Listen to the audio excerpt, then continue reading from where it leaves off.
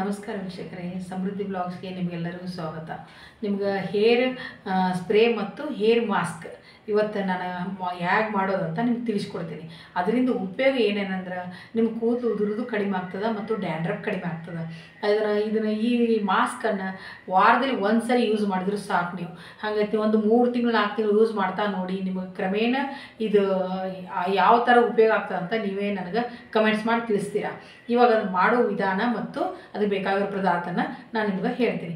First ಅದಕ್ಕೆ ಬೇಕಾಗಿರೋ ಪದಾರ್ಥ 2 ಸ್ಪೂನಷ್ಟು ಅಕ್ಕಿ, ಆಮೇಲೆ 2 ಸ್ಪೂನು ಮೆಂತ್ಯ ಕಾಳು, ಆಮೇಲೆ 1 ಹಿಡಿಯಷ್ಟು ಕರಿಬೇವು ಸೊಪ್ಪು ಬೇಕಾಗ್ತದೆ. ಅದನ್ನು ಮಾಡೋದು ಏನಂದ್ರೆ, ಫಸ್ಟು ಕರಿಬೇವು ಸೊಪ್ಪನ್ನು ನೀರೆಲ್ಲ ಧೂಳು ಇರುತ್ತಲ್ಲ ಅಂತ ಕ್ಲೀನ್ ಮಾಡಿಕೊಂಡು ಒಂದು ಪಾತ್ರೆಯಲ್ಲಿ 1 ಗ್ಲಾಸ್ನಷ್ಟು ನೀರು ಹಾಕ್ಕೊಳ್ಳಿ. ಆಮೇಲೆ ಇದಕ್ಕೆ 2 ಸ್ಪೂನ್ ಅಕ್ಕಿ, 2 ಸ್ಪೂನ್ ಮೆಂತ್ಯ ಕಾಳು ಮತ್ತು 1 ಹಿಡಿಯಷ್ಟು ಕರಿಬೇವು ಸೊಪ್ಪು ಇವನ್ನೆಲ್ಲ ಹಾಕಿ ನೀರಲ್ಲಿ ಚೆನ್ನಾಗಿ ಕುದಿಸಿದಾದಮೇಲೆ ಅದು ಒಂದು 10 ರಿಂದ 15 ನಿಮಿಷ ಕುದಿಸಿದ ಮೇಲೆ ಅದು ಕಲರ್ ಚೇಂಜ್ ಆಗ್ತದೆ, ಮೆಂತ್ಯ ಕಲರ್ ಆ ಥರ ಬರ್ತದೆ.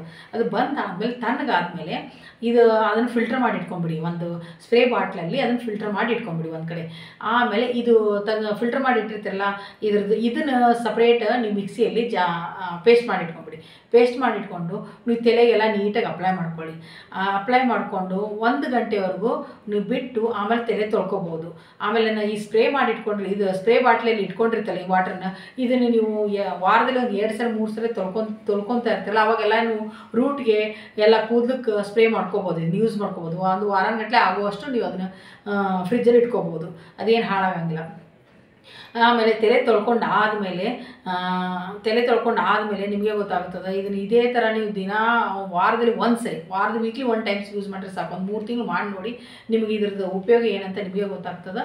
ಆಮೇಲೆ ಮತ್ತೆ ನಿಮಗೆ ಏನಾದರೂ ವಿಡಿಯೋಗಳು ಬೇಕಾಗಿದ್ರೆ, ಯಾವುದಾದ್ರು ವಿಷಯ ಬಗ್ಗೆ ಬೇಕಾಗಿದ್ರೆ ಕಮೆಂಟ್ಸ್ ಮಾಡಿ ತಿಳಿಸಿ, ನಾನು ನಿಮಗೆ ಮುಂದಿನ ವಿಡಿಯೋದಲ್ಲಿ ತಿಳಿಸೋಕ್ಕೆ ಪ್ರಯತ್ನ ಪಡ್ತೀನಿ.